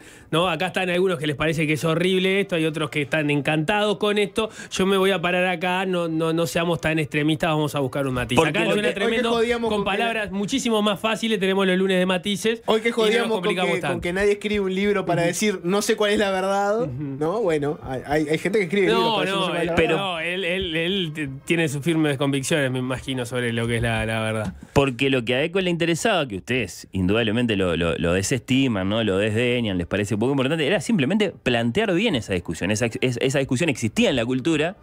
Él, digamos, les pone esas etiquetas. Están estos, los conservadores, que dicen tal, están estos otros que en principio están más contentos con, por ejemplo, con la masividad de la televisión. Y lo que hay es un debate en el que a lo mejor hay cosas en juego para la cultura. Eso es lo que hace Humberto Eco. Pasa en limpio la discusión. Capaz que les parece un poco aporte, que tendría que haber opinado más, dicen ustedes. Pero bueno, no. A mí me parece que está muy bien haber pasado en limpio la controversia. Y en eso Eco le dedica un gran capítulo al mito de Superman.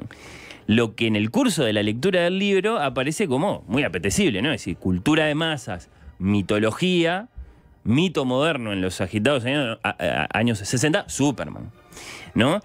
Y Eco se ocupa de Superman, cuidado los que recuerdan, digamos, su reivindicación del cómic, no exactamente para decir que le parece una obra maestra, que es el Action Comic acaso decano, 1938, todo eso, si bien va a admitir el tamaño del desafío para los guionistas una vez que el personaje se volvió popular, ¿no? Que por supuesto es una cosa que en su momento se salió de control.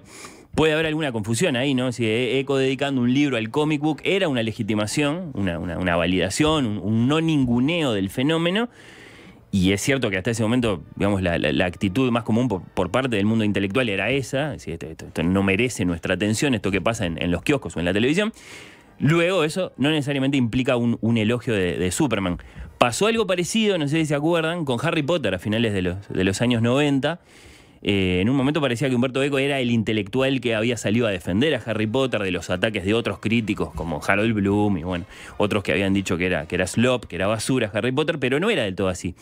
Eco había escrito un par de artículos al respecto, alguna vez había dicho en alguna entrevista, bueno, que le parecía que estaba bien que los niños leyeran esas historias de magos, pero lo más parecido a una defensa que había llegado a hacer era una vez que había visto en la televisión a un famoso exorcista italiano, uno que se llamaba Gabriele Amorth, diciendo que las historias de Harry Potter transmitían ideas diabólicas. Entonces, bueno, Eco las desagravió, explicó por qué le parecía muy natural que a los niños les encantaran las historias de magos. Bueno, reconoció la habilidad de J.K. Rowling para presentar los personajes de la historia como muy arquetípicos, ¿no? Incluso cercanos a el mito del Santo Grial, cosas así, pero nada más. Nada más. Y sin embargo, en parte había quedado como el defensor de Harry Potter. Y con Superman pasa algo parecido. Escribe sobre el mito de Superman, arranca con una valoración, me parece, controvertible, que yo la convierto en una pregunta para llegar a la pregunta de fondo. ¿Es el héroe con el que más y mejor se identifica el hombre común, el lector común? El de Superman, en su contracara, por supuesto, de ese torpe periodista, miope, enamorado de una colega que un poco lo desprecia, pero que en esa otra vida secreta con la que sueñan sus lectores es el hombre que todo lo puede. ¿Es el superhéroe con el que más y mejor se identifica ese ciudadano común que es uno, Jorge? Lo que pasa que depende mucho. Con esto, ¿sabes qué pasa con estos personajes? Como Batman, Superman, el Hombre Araña. Primero, ya son casi centenarios. Son personajes que tienen casi 100 años de historia. Y tienen muchas iteraciones, entonces vos te puedes encontrar algunos que sean que tengan perfiles muy distintos. Y yo creo que también depende mucho de la sensibilidad de la época. El Superman original de los fines de los años 30 y principios de los 40, me parece que sí, que era un personaje que básicamente era una fantasía de poder, era una persona apocada, que tenía un secreto, que era súper poderoso, y que hacía lo que quería. Era un Superman muy distinto, en el cual vos te podés encontrar un tipo que veía una injusticia en la calle y es una especie de Quijote, ¿viste? De Facían tuertos. Iba a Superman y veía que había unos estafadores que pedían plata para los pobres, pero se la quedaban. Y ahí Clark Kent se ponía la capa, el traje, iba, los agarraba, los cagaba a palo, los soltaba en un río y le iba a llevar la plata que tenían a los pobres. Capaz que para la sensibilidad de esa época era una sensibilidad que pegaba mucho. si me preguntás hoy, y bueno, capaz que tenés otros personajes como Batman, por ejemplo, que es una fantasía mucho más vengativa, es una persona que básicamente lo que quiere es un poco de venganza, pero ve un sistema roto y tiene que meterse ahí. O capaz el Hombre Araña, que es una persona con problemas mucho más mundanos, como llegar a fin de mes. Y Superman parece que se convirtió como una especie de dios que está en una atalaya, que es intocable, que no tiene problemas, que todo lo puede solucionar. Por eso te digo que capaz que no sé si es con el que hoy la gente más se identifica. Bueno, Humberto Eco tiene su respuesta a la pregunta ¿por qué no arregla el mundo Superman si tiene superpoderes? ¿Por qué se queda en la chiquita? A Dios no se lo pregunta a Humberto Eco. Eso, ¿Cómo? ¿no? A Dios no le pregunta eso. Bueno, sí, yo creo que sí, que se lo pregunta. Tiene otros libros en los que se ocupa, por supuesto, del creador. No sé si es esa la pregunta más interesante para las Sagradas Escrituras. Tienes ¿no? otro libro que básicamente es un libro que está dedicado enteramente a responder una pregunta que es ¿por qué Borges era tan mala onda? No, si lo admiraba mucho, le dedicó un gran tributo, que es el bibliotecario ciego del Nombre de la Rosa. Lo que quiero decir es la respuesta de Humberto Eco, que la vamos a reservar para después de la pausa, no es la del marxista que te dice, bueno, no tiene conciencia de clase, Superman, y por eso. Es un lumpen. Claro, claro. Es una respuesta que tiene que ver con la esencia misma de la historieta, y por eso me parece tan interesante. La guardamos para después, ¿les parece? Hacemos la pausa. Dale. Y nos contás por qué Superman no arregla el mundo. Si es tan bueno, ¿por qué no hace nada? Fácil desviarse. Solo quiero leer este mensaje al 097-441-443 porque me da vida. Y dice, viene el columnista, muy colgado, lo sigo. También a Fatoruso en Sábado Sarandí. Me gustaría escucharlos juntos algún día. Solo de arte, libros. Supimos entrevistarlo a Rodolfo acá en el programa, Pero acá en Fácil Desviarse. Es un paso más, Fernando, que es el programa conjunto, el programa de dupla. Que venga Rodolfo y se van ustedes. Una suerte de Loco y el Cuerdo en materia cultural. Pero nos llevamos muy bien con Fatoruso. Así que un gran saludo. ¿Por qué Superman, si es omnipotente, no arregla el mundo? ¿Por qué se queda en eso que es, bueno, sí, de desmantelar una banda de gángsters? La respuesta de Humberto Eco, que tiene sus partes, y me parece muy interesante y muy memorable, y que capaz que no es la que quedó en el imaginario, dice, a propósito del mito de Superman, como lo llama él, una imagen simbólica que reviste especial interés es la de Superman, el héroe dotado con poderes superiores a los de un hombre común, es una constante de la imaginación popular, desde Hércules a Sigfrido, desde Orlando a Pantagruel y a Peter Pan. A veces las virtudes del héroe se humanizan y sus poderes, más que sobrenaturales, constituyen la más alta realización de un poder natural. La astucia, la rapidez, la habilidad bélica o incluso la inteligencia silogítica y el simple espíritu de observación, como en el caso de Sherlock. Superman es el mito típico de esta clase de lectores. Superman no es un terrícola, sino que llegó a la Tierra siendo niño, procedente del planeta Krypton. Ahí hace una explicación que capaz que en los años 60 era necesaria, ¿no? A propósito de los orígenes de Superman, de los poderes que descubre y que mantiene en secreto. En realidad, Superman vive entre los hombres, bajo la carne mortal del periodista Clark Kent.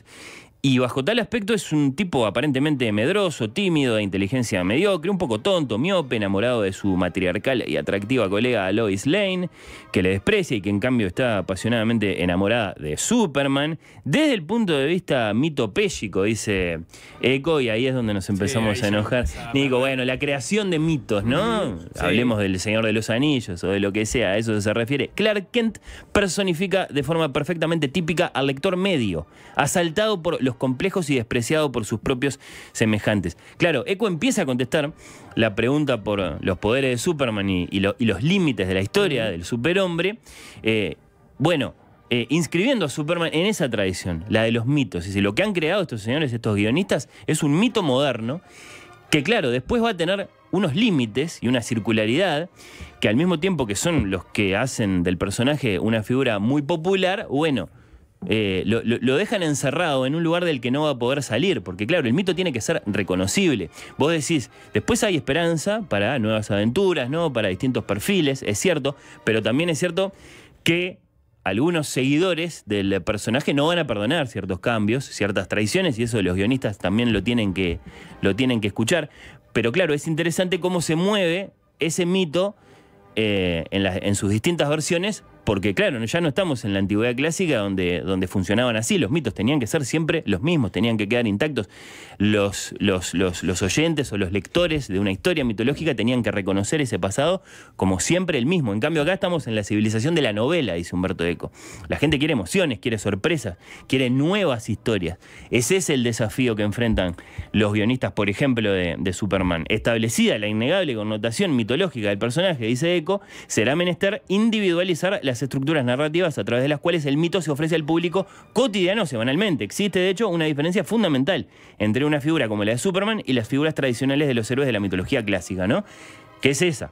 La posibilidad de nuevas aventuras que los lectores van a aceptar dentro de ciertos límites, ¿no? El personaje tiene que ser siempre el mismo. De lo contrario, bueno, ¿qué historias tenemos, no? Traición, este no es Superman. ¿Qué hicieron con...? Por ejemplo, la versión donde Superman nace en la Unión Soviética y es el Superman comunista que existe. Y ahí ya te alejaste lo demasiado de lo que era el Superman común. Pasa a ser una historia de qué pasaría si, ¿no? Claro. Lean el libro, juzguen por su cuenta, Eco va a la filosofía, después vuelve a la cultura de masa, hace un poco de semiótica. Pensé que ibas a ir como tenés que tener una historia cada semana, no podés resolver el mundo en un número, porque si no te quedás sin historia para después. Algo de eso hay. Superman tiene que quedar en una especie de remolino mitológico, dice Eco, del que no puede salir, porque de lo contrario dejaría de ser eso que lo volvió popular. Y ese remolino es esa pequeñez que le reconocemos, ¿no?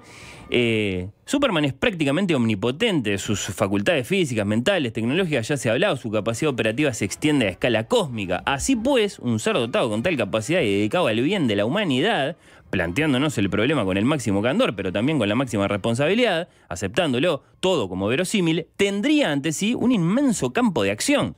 De un hombre que puede producir trabajo y riqueza en dimensiones astronómicas y en unos segundos se podría esperar la más asombrosa alteración en el orden político, económico, tecnológico del mundo, desde la solución del problema del hambre hasta la roturación de todas las zonas actualmente inhabitadas del planeta o la destrucción de procedimientos inhumanos. Leamos Superman con el espíritu de Dallas, dice, ¿por qué no va a liberar a 600 millones de chinos del yugo de Mao? Bueno, termina concluyendo, ¿no? En vez de esto, Superman desarrolla su actividad a nivel de la pequeña comunidad en la que vive. Smallville en su juventud, Metrópolis ya adulto, y como sucedía con el lugareño medieval que podía llegar a conocer a Tierra Santa, pero no la ciudad, encerrada en sí misma y separada de todo lo demás, que tenía a 50 kilómetros de su residencia, si bien emprende con la mayor naturalidad de viajes a otras galaxias, ignora, no digamos ya la dimensión mundo, sino la dimensión Estados Unidos. Lo que concluye Humberto Eco, insisto, lean ustedes, saquen sus propias conclusiones, lo que concluye es que esa es la esencia del cómic, mitológico y en ese sentido con un gran potencial para ser, digamos, un gran protagonista de nuestra cultura en tiempos modernos, pero también limitado.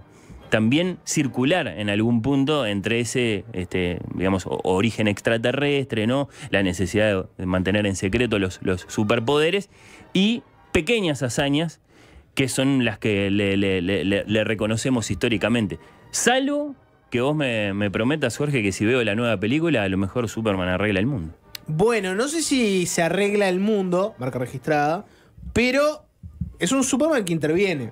En realidad, ¿viste? La de Humberto Eco... ¿Renunciando o no renunciando a su esencia? Bueno, hay una escena que es tal vez una de las mejores, que después estuve investigando un poquitito, y el casting, por ejemplo, lo hicieron a partir de esa escena, que básicamente, ya en este momento de la relación, hay una relación romántica entre la famosa Luisa Lane y Clark Kent. Y ella ya sabe que Clark Kent es Superman. Que es Rachel Brosnahan, ¿no? Ahí va, en exacto. este caso. Sí. Y él le dice, bueno, te voy a dar una entrevista, porque en un momento ella le dice, siempre te entrevistás a vos mismo, qué fácil, ¿no? ¿Cuándo me vas a dar una entrevista? Bueno, está bien, te doy una entrevista. Ah, ¿sí? Sí, dale, no pasa nada, no sé qué. Y le empieza a hacer preguntas fuertes. Como el Lali en gelatina, básicamente. Bueno, algo así, claro. No, pero es una... Lo hacen en la casa, ella prende el grabador, ¿no? Algo medio anacrónico, pero está lindo. Prende un grabadorcito y le empieza a hacer preguntas. Y le empieza a hacer preguntas fuertes, ¿no? Bueno, cuando interveniste en esta guerra, ¿hablaste con el presidente de Estados Unidos para saber si tenías que intervenir o no? ¿Qué derecho tenés a intervenir en un país y decidir quién tiene que ir y quién no? ¿Es verdad que agarraste al presidente de la nación esta y te lo llevaste a otro lado? ¿Qué derecho tenés vos a hacer ese tipo de cosas? ¿Podés hacérselo a cualquiera? Y ahí empieza a hacerle varias preguntas en las cuales vos te das cuenta que la intervención de Superman tiene ramificaciones que son muy interesantes. El tema de Humberto Eco es que Superman intervino toda la vida en el mundo con mayor y menor efectividad. Intervino en la Segunda Guerra Mundial con una efectividad intermedia.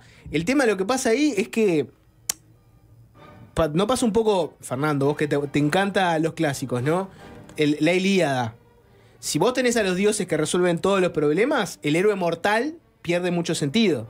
Si Superman resolviera todos los problemas del mundo, generaría un mundo muy distinto al que vivimos nosotros, entonces no tendría ni sentido el cómic en que estamos leyendo. Los creadores originales de Superman, por ejemplo, hicieron una versión donde Superman resolvía la Segunda Guerra Mundial. Era muy facilongo, ¿no? Era la época en que estaba el pacto de Ribbentrop. Agarró a Stalin, agarró a Hitler, lo llevó a un consejo de la Liga de Naciones y ellos lo juzgaron culpables y se terminó todo. Y eso desmerece todo el esfuerzo bélico de los héroes reales, que en teoría son los soldados que pelean en las guerras, etc. Se ha explorado en cómics posteriores entró la Balubi, ¿no? Después de que Humberto Eco escribió esto, entró la bala y se han explorado muchísimos cómics cómo sería si Superman interviniera. Ninguno de esos escenarios suele ser bueno. ¿Divertido o bueno? No, bueno para la humanidad. Divertidos son todos, porque es jugar con qué haría Superman. Hay un cómic alternativo donde Superman un día se calienta con el Guasón, que se le va la mano. El Guasón decide hacer uno de sus chacarrillos, mata a Luisa Lane y al 90% del staff del Daily Planet. Y bueno, y Superman, en un rapto de ira lo mata. Y ahí dice, bueno, ¿qué pasa si yo empiezo...? El Guasón, o sea, con universos también mezclados. Claro. Super amigos. Sí.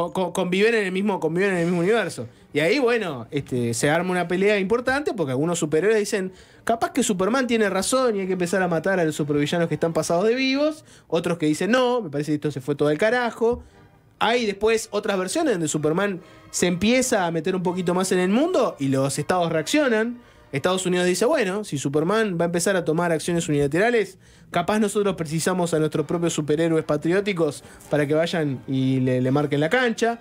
Y como esos varios, pasa que a todos nos gusta la idea del superhombre como fantasía para proyectarnos nosotros. ¿Qué pasaría si nosotros fuéramos Superman? A nadie le gusta la fantasía del superhombre cuando es otro el superhombre que toma las decisiones por vos. Ese mundo fantástico ya pasa a ser un mundo bastante oscuro. Interesante, porque hay que ver entonces si es que se queda en la chiquita porque status quo, mejor así, arreglo pequeños problemas, pero dejemos que el mundo ruede como viene rodando, o si hay algo más de fondo. También ahí, hay limitaciones, sí. Fernando. Hay una escena que a mí me encanta, que es muy linda, que es de la película Superman Returns, que fue una película que se hizo... posterior a Man of Steel, perdón, anterior a Man of Steel, que era la de Zack Snyder. Es una película muy linda, se la recomiendo. Tiene una escena que básicamente que es Superman como, digamos, volando muy alto, casi que al borde del espacio, y con su super oído empieza a escuchar a toda la gente. Y lo que te das cuenta es que Superman es un ser que está muy solo, porque escucha los gritos de todo el mundo, problemas, una mujer víctima de violencia doméstica, alguien que está en medio de una guerra, una persona a la que le están pegando en la calle, una persona que está siendo robada, y así con todos los problemas del mundo, y él es una sola persona y no puede con todo. En algún momento el límite está simplemente por ser una persona más o menos humana. Pobre el superhombre. Bueno, de acuerdo. Les duele, Fernando. No sé. Interesante, me parece que redescubran, que lean si nunca leyeron Apocalípticos e Integrados. Hay una cosa que si querés hasta es un poco maleducada de parte de Humberto Eco, que es, emparejar a Superman y a los cómics de superhéroes en general con la publicidad, ¿no? Cultura de masas, viene haciendo ese camino, ¿no? Como cierta lógica de el deseo sí, pero ponerte a pensar no tanto, le viene bien a los cómics de superhéroes. Explican en parte su popularidad y bueno, y también explican esos límites de los que hablamos hoy. Si quieren escuchar mucho más de esto y Fernando Mené sus opiniones, pueden escuchar... Nadie opinó acá, solo planteamos buenas conversaciones. Oír con nosotros. Ese es el programa que sale los sábados con Rodolfo Fatoruso. Lo pueden encontrar en Spotify, por suena ejemplo. Wagner. Sí, suena Wagner de fondo. Gracias por todo. Se viene 3-0. Fácil desviarse.